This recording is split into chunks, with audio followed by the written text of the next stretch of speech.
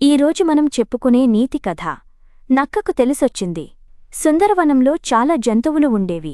ఒకరోజు నక్కతో, మిత్రమా, ఆ చిలుకను చూడు, కుందేలు గొప్పతనాన్ని తన చిట్టి చిట్టి మాటలతో భలేగా చెబుతోంది అంది తోడేలు.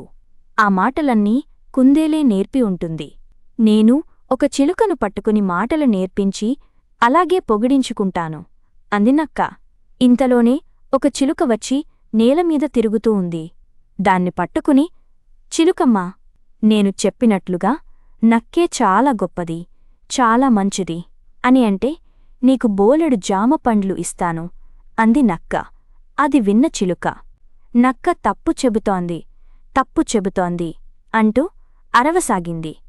దాంతో నక్క, నేను చెప్పిందేంటి, నువ్వు అంటుందేంటి అని గద్దించింది. అయినా చిలుక అలాగే అరవసాగింది.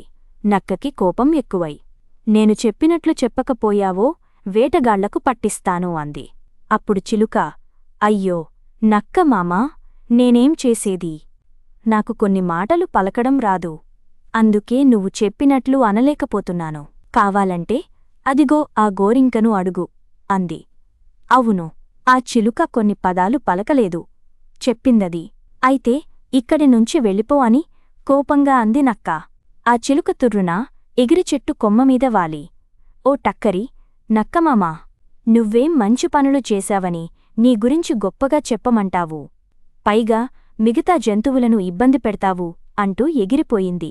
ఇదంతా చాటుగా విన్న మృగరాజు నవ్వుకుంటూ వచ్చి, మనం ఎదుటివాళ్ల నుంచి పొందే ప్రేమ, అభిమానం, ప్రశంస ఇలా ఏదైనా వాళ్ల మనసులో నుంచి రావాలి, అంతేగాని బలవంతంగా పొందాలనుకుంటే ఇలాగే అవుతుంది అని చెప్పింది. అప్పుడు నక్క, అయితే ఇప్పటినుంచి ఎవరినీ కావాలని ఇబ్బంది పెట్టను, అప్పుడు నన్ను అందరూ ఇష్టపడతారు కదా అని నవ్వుతూ అంది.